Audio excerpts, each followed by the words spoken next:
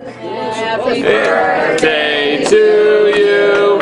Happy birthday to you. Happy birthday, dear Grandma. Happy birthday to you. Thank you. Guys, you're going to get me to cry, and I don't want to do that. Come on in.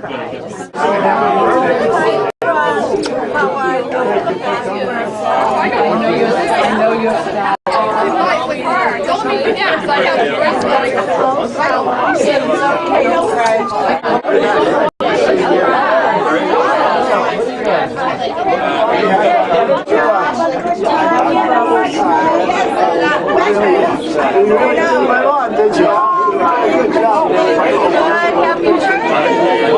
Happy birthday to you.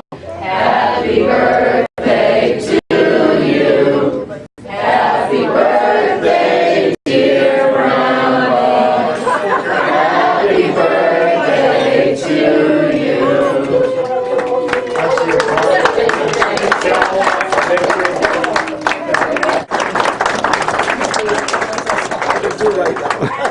I always say, 80 years. You want cake now, or do you want a cake afterwards? My mother specifically asked that she have an opportunity to introduce her family, but I think it's also a good opportunity for her to introduce everybody else in the room, because she just remembers everybody really well. Exactly. Ronald Joseph LaMarche, known to some as Ronnie, known to others as Joe. And if you don't know why, it's because the birth certificate was supposed to say, go ahead. Supposed to say Ronald Joseph. Ronald Joseph, and instead it said Joseph. That's because we didn't want. And then they were still under anesthesia. So for many years, his mother knew him as Ronnie. Everybody knew him as Ronnie until you went into the service. Oh no, when I first got my driver's license. Oh, driver's license. Okay. What's going on, huh? Yeah. Okay. Born in Worcester on April 3rd, 1933. Right? Okay. You were the first child of Claire Rose Richard LaMarche from Worcester, and Joseph Hector LaMarche, originally from Sherbrooke, Canada. So your ability to build detailed models started when you were very young, and just as a youngster, you received a wooden model for a 3-foot-long Lockheed Hudson bomber airplane for your birthday, and your picture with that plane partially built was in the newspaper. You also like to fish an awful lot, and you spent time in Coase Pond. So we're sort of in your neighborhood right now, oh, yeah. Right? Because you were in Preston Street, Yeah. just not far off of Maine. Coase Pond's up here. You're living down up in Hadwin Park area. Here we are at the Webster House, which even as a kid, we spent many Sundays down at that table at the corner, feeling the gum underneath the tables. He didn't say why we were there. It was a bribe. We went to church. You know, kids are fidgety in church. The bribe is no donuts. If you're going to be fidgety, you give me a hard time in church. So they were pretty good about making sure that they behave themselves, so they could come here and have their life. Allowed to have. You were also a camp counselor at Camp Morgan? No, Camp Blanchard. Camp Blanchard? The other one, we were letting in Morgan. Oh, did you go to Morgan, Dick? I went to Morgan. Oh, okay. We separated. He went to the prestigious camp. That's because my dad used to rent a cottage. Yeah. So you were at Camp Blanchard, Yeah. and you were a counselor there also? Assistant counselor and counselor. Yeah. And my understanding is that that's where you'll learn to hate children. In my school, I got married and had 3 of them.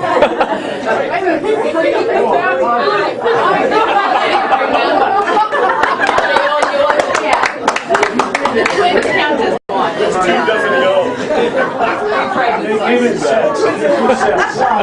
About 2.5 years later, so you're the oldest, Yeah. and 2.5 years later, your brother Richard was born. To the delight of his. Middle child, remember I that, was hoping soon to to be be.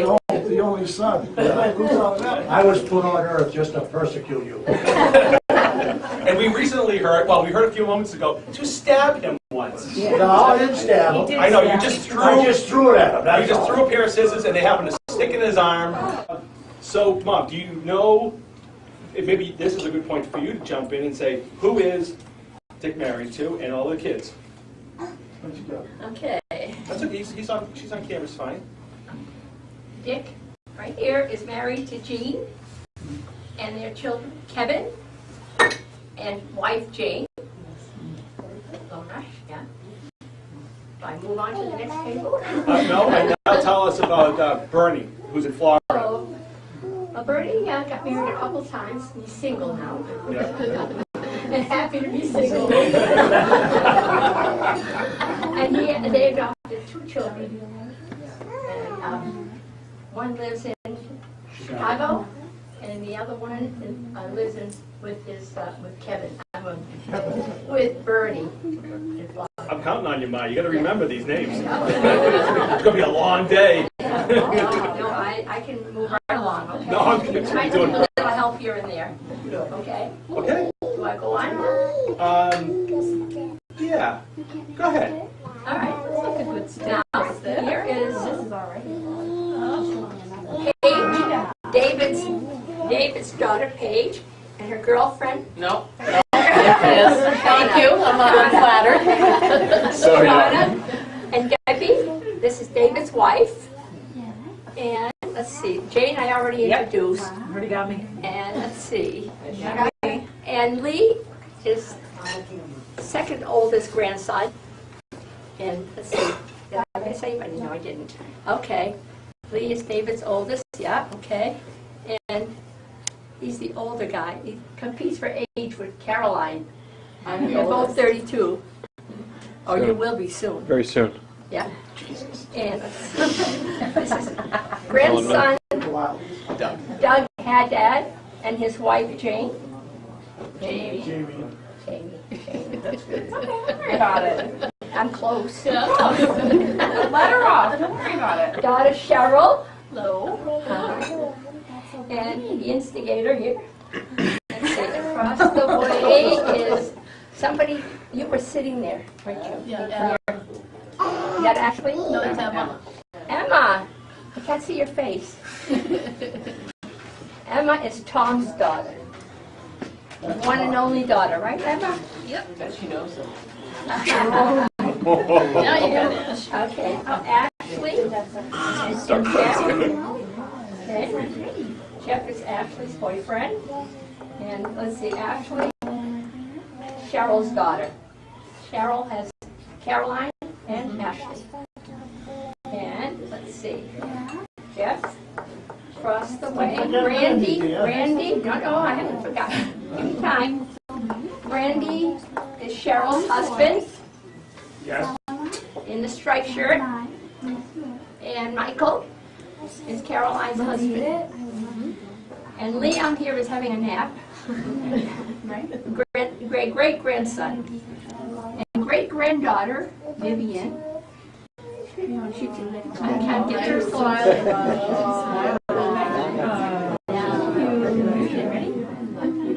And Caroline, who competes with Lee for age. I won. That used to be cool. Born in March, and he was born in April on my birthday. Yeah, sweet birthday present over there.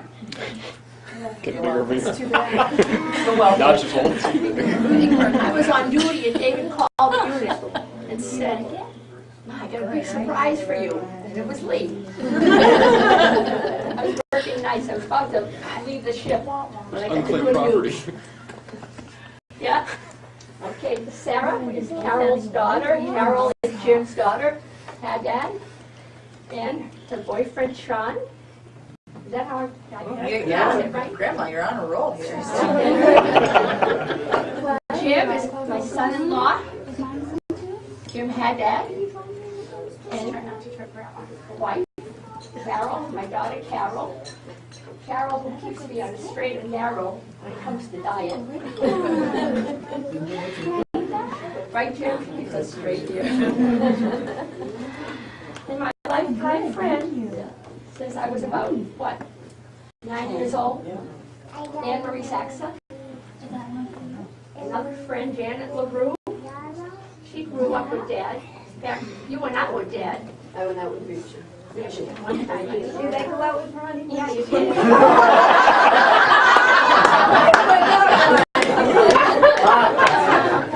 Anne Marie's husband, Dave Saxa. Another good friend. Cousins, Norby Cardinal, Terry Cardinal. Good friends and relatives. Yeah. Yeah. Over here, friends. Ben Hall, his wife Judy Hall. And let's see. Our pastor,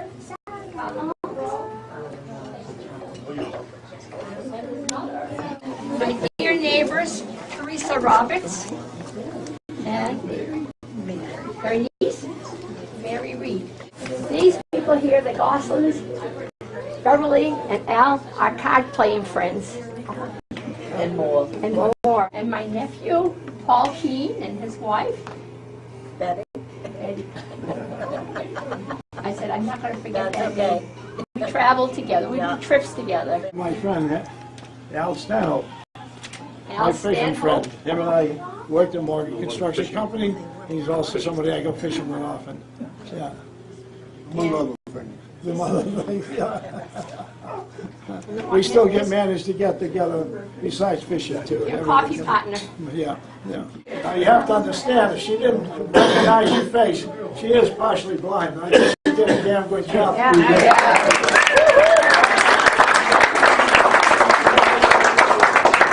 Hey, 2 days ago I called and I was talking to my father, and it was his birthday, and I said, "What'd you do for your birthday?" He said, we went to building 19. We had such a great time. In the back I hear my mother yell, "Ocean State job lot."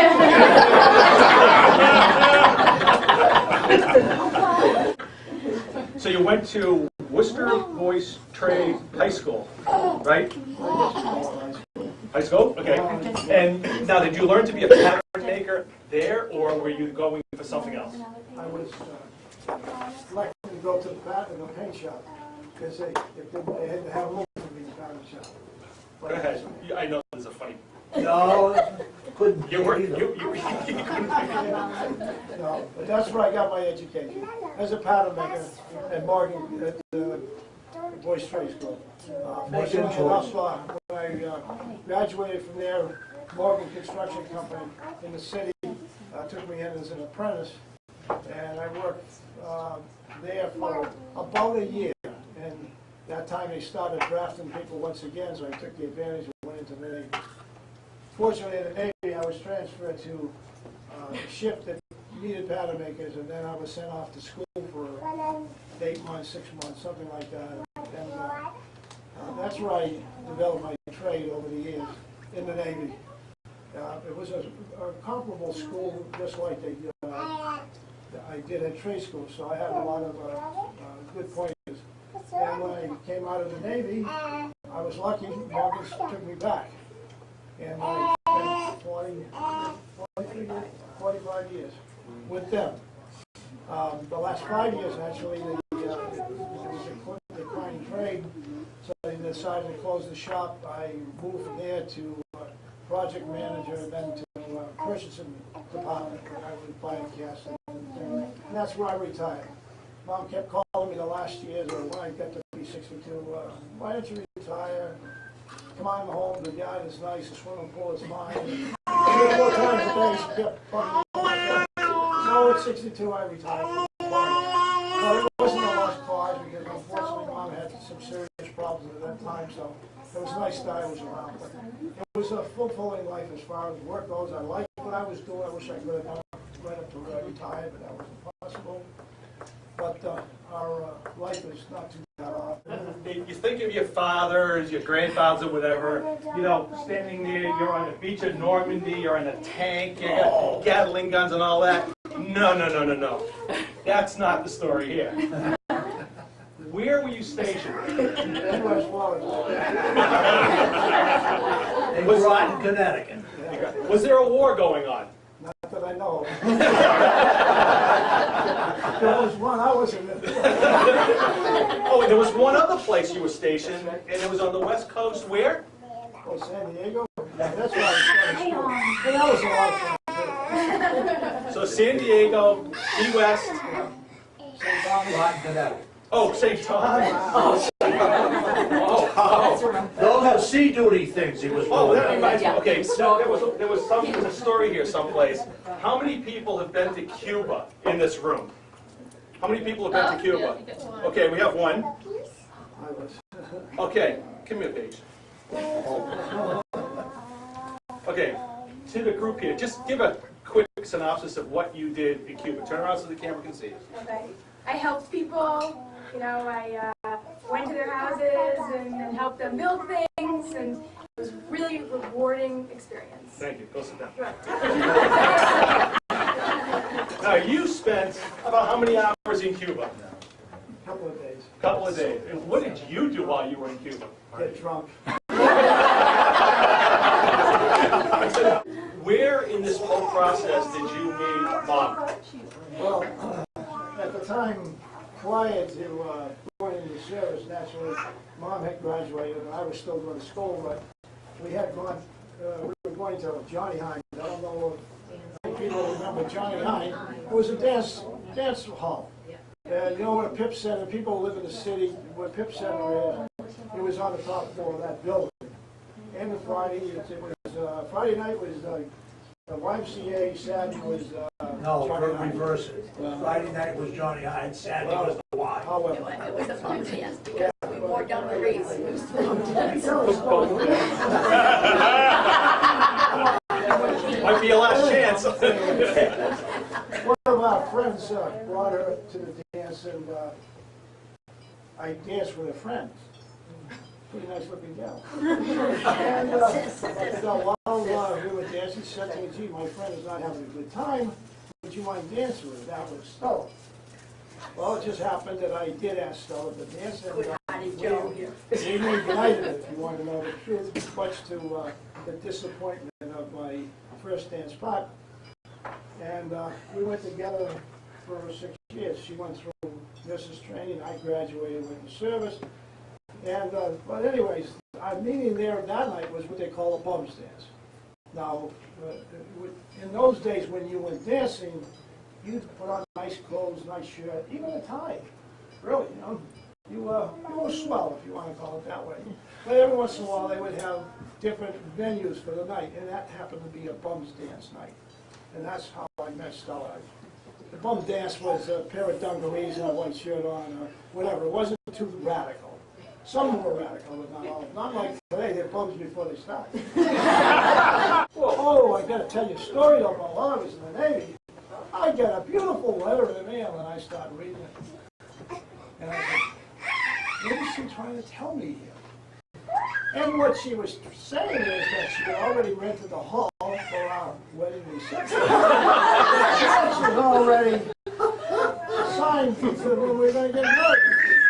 When did this happen? Nobody asked me. Yeah, my sisters got this up. You can imagine the fun the guys had on the ship with that. So I was committed even if I didn't want to. I threatened to stay in Florida. It didn't work out. So we did get married. And part of the marriage too was everybody was saying, okay, she's pregnant. Oh, now you know the clock is ticking. When did she get pregnant? How long did she get pregnant? Wrong people.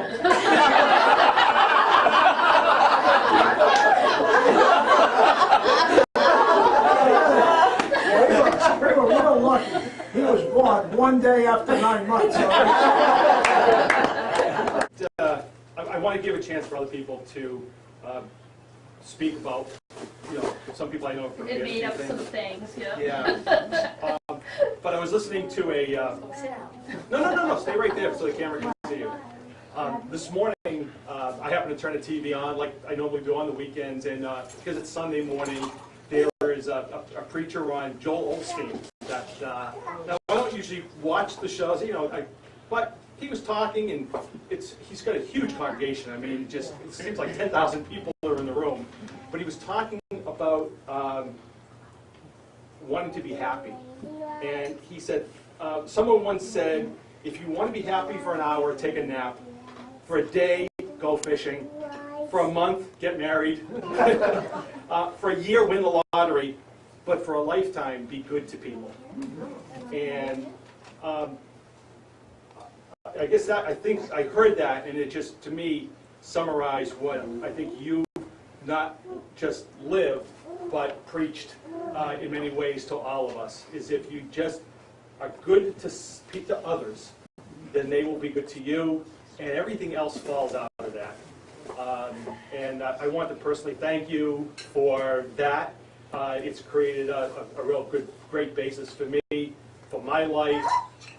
Used to say, I don't care what you do throughout your work, but just make sure you can go to bed at night and sleep in your own skin. So thank you, so much for that, and you're a nice guy, and thank you. Hi, everybody. Hi, Doug.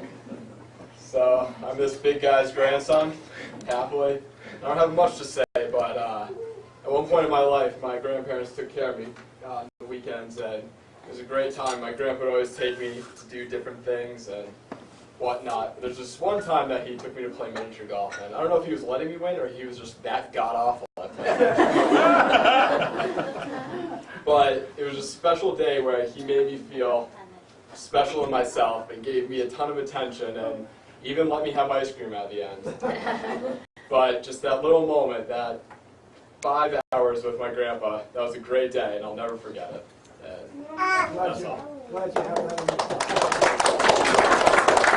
Thanks to my grandfather, but I just wanted to share some of my favorites that I've learned over the years.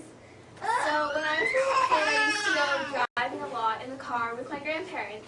And this is how I learned all of my swear words.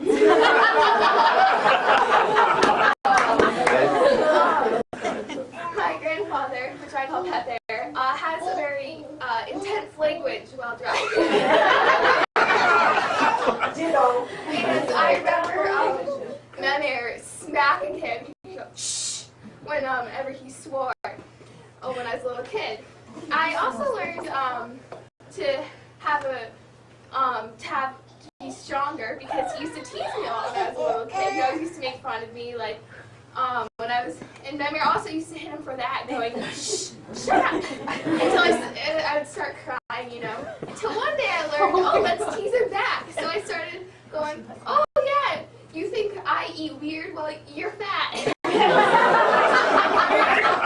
Bingo! Like a bowl of jello. So I learned to do that. I also learned I learned my father's name, which I thought was David, for a very long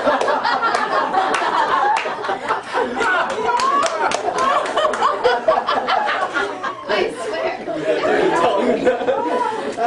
He never knew my name. He always used to call me Ashley or Caroline. And then he'd go to my father, oh, David, come here. So I really thought his name was David for a very long time. I create a poem that sort of captures our experience of living with my grandparents. How a man should love. Wood shavings and aftershave, his smell permeates the room. Two little girls look up from a table. They're learning how to love. With Sunday drives and Sunday bars, in joyful weeks on the beach, he shows them. Time is spent, he's never late. Two growing girls, never let down. Sister's laughter comes from the pool. He lugs out toys from long ago, reliving what it is to be a father, a second time. Flames erupt from poo-poo platters. Little fingers tap the table. He reminds of manners and spoils rotten, a second father. They came to him with tear-stained pillows, unsure of men, two broken flowers. He fixed them. He checks pipes and climbs the ladders, mows the lawn, and cleans the gutters. A strong man. They move away, but do still need him. He brings spare keys, gives rides to practice, still shows up for all that matters. They notice. Time passes. Girls are grown-up women, busy lives, with work or children. They miss him. The men they choose are so much like him, encompassing all he has shown them, their love. Today they see him at this table, his two strong hands who helped to raise them, and showed them how a man should love.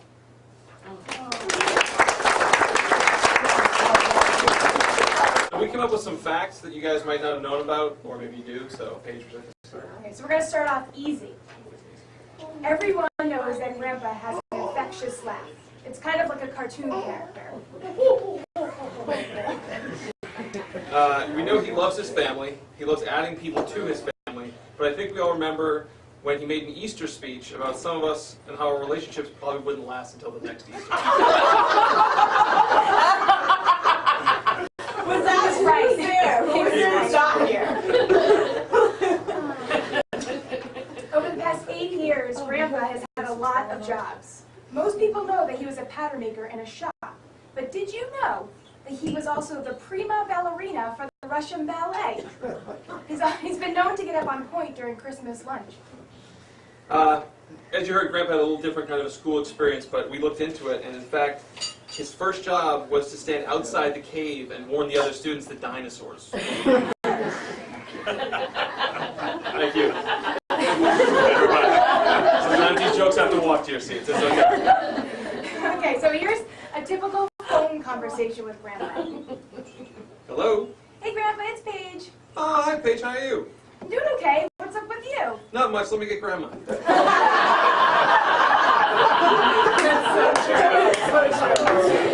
I love it. Grandpa has had, and correct me if I'm wrong on this, Grandpa's had 5 hips? No. 4? 4? Okay, 4 hips in his lifetime. 3 of them, many of you all know, they were bionic hips. And you'd think with all of his background in pattern making, he might have just saved some money and made a wood one in his basement. So my friends say they haven't met my dad unless they've met him outside while he was shirtless and cutting the bushes. I've been told by a few sources that Grandpa was the same way. The original shirtless man. Oh, yes, one thing I always remember about going to Grandma and Grandpa's house was when we went there on my way to summer camp. And at these visits, Grandpa was unwittingly filling me up with all the food that was going to come right back up an hour later when I was scared to go to camp. Most of us have seen Grandpa without his shirt on. In the past few years, his belly button has turned into a massive outie. The last time I saw him, all I could think was, "Bing, turkey's ready."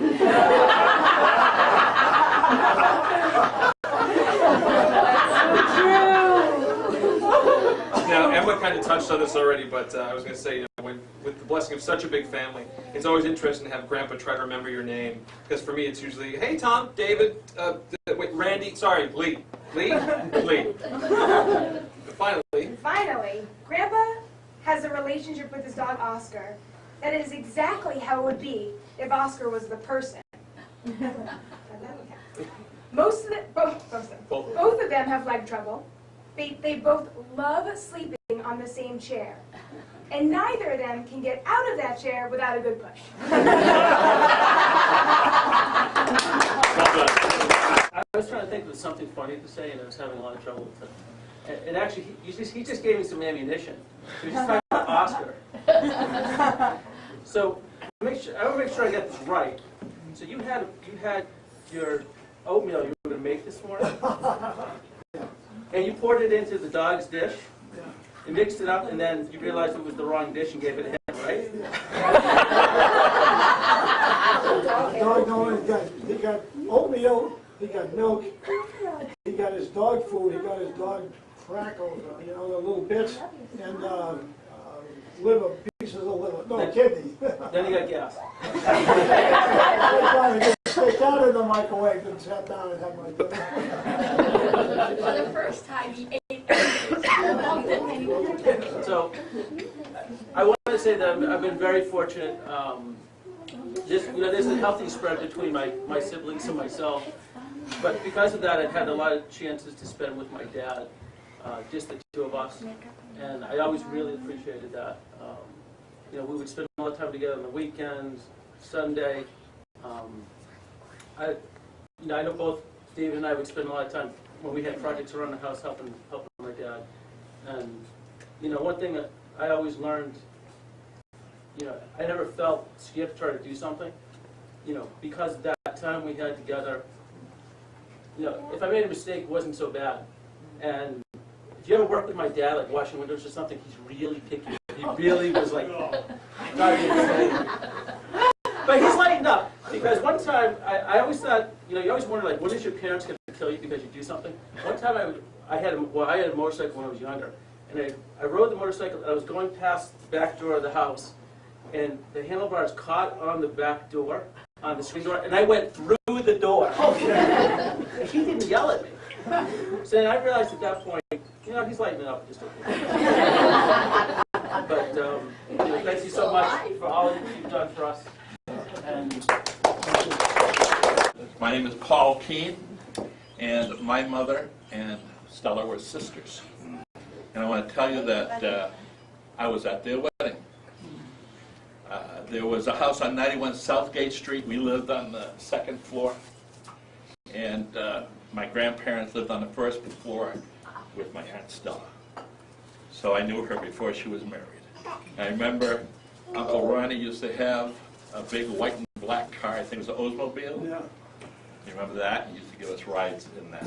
So I just want to tell you a little story about and here's the deal. My brother Pat and I lived on the second floor. She lived on the first floor.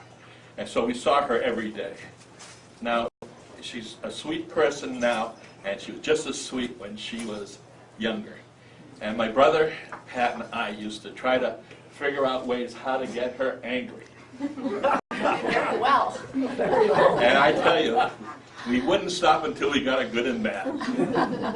And it was very hard to get her angry. Very, very hard, because she's so sweet. But once she got angry, look out. I know. Yes. So I just want to say, this is how my brother Pat and I were. We were a couple of brats. And we were always looking for some trouble to get into. Nothing malicious or anything like that. But I do want to tell you that my Uncle Ronnie would have none of it. He wouldn't take any of that teasing or anything like that, like what we were giving to my Aunt Stella. But he was always a good example to us. And I remember even as a young kid, I'd probably be about 4 or 5 years old, and my Aunt Stella and Uncle Ronnie, they'd be walking along, and they'd be holding hands, and they'd give each other a kiss. And they were real lovey-dovey. And even at that age, I knew that there was something special between those two. So it's been my pleasure to know them. They've always been friends, and not only relatives, but friends. And in the last 7 or 8 years, we've been traveling partners. Uncle Ron and Stella, my wife Betty, and we travel to different places. And we have a lot of fun. And we're going to a couple of places this summer together. We enjoy each other's company. So, Uncle Ron, I wish you all the best, and let's have another 80 years, okay? The things I want to thank my dad for. Well, first, I always knew when I did the right thing, because my dad would cry. And he'd make us all cry too, so that was the way I always knew when I did something really good. Second of all, when something doesn't work, clean it. And then put it back together. That's the best thing I've ever learned from you. I'm telling you. And a lot of times I didn't have to, there are times obviously I had to discipline my kids because my husband worked long hours. But it was always great to bring my kids to Grandpa because he was even a better disciplinarian. I would look really great after. So. And when washing windows, okay, you have to use newspaper. And you have to, and you have to make sure your father's not on the other side. So that's one time Emma was with us and we went to the dog store, Petco or something like that. She had a tendency to want to get into places she shouldn't have, and all of a sudden we couldn't find her. Talk about panic setting in. Man, I was running around that store looking for her. She had gotten, I don't know where she got, but she got where she shouldn't have been. I thought I was going to blow my mind. She heard a lot of words that day. You all enough. It's been a great afternoon. I'm overwhelmed of the people that are here and the love that is shown and the camaraderie that we have right now. And I can't thank you enough. I certainly will always remember this. Naturally, he's got it on tape, so I won't ever forget it either. But in my mind, it'll always be something I've been thinking about. But I can't thank you all enough. And your dear friends. Your dear friends. Too. Yeah. You have no idea how important Father Monroe is to my parents, especially when Holy Name closed and his parish, and he took them in. That being said, Father, I was wondering if you would be kind enough to give a blessing to both my mother and father. Needless to say, Dad wouldn't be where he is today in such great health if it wasn't for my mother, and vice versa. So, in terms of a blessing, I think it's important together at the same time. Sure. That'd be great. Thank you. Why don't you stand up? Okay? Yeah, definitely. Let's pray. Lord God, we give you thanks for this Easter time, for the great gift of life. We thank you especially today as we celebrate Joe's 80th birthday and just shortly Stella's 81st and all their happy years together. So we ask you now to keep them in your love, in your health, in your peace, and may the witness they've given us help us to do as they did, to live and love faithfully. You are God, Father, Son, and Holy Spirit. Amen. Okay. Very welcome. Very welcome. Congratulations. Great. Very welcome. Thank you all for joining us.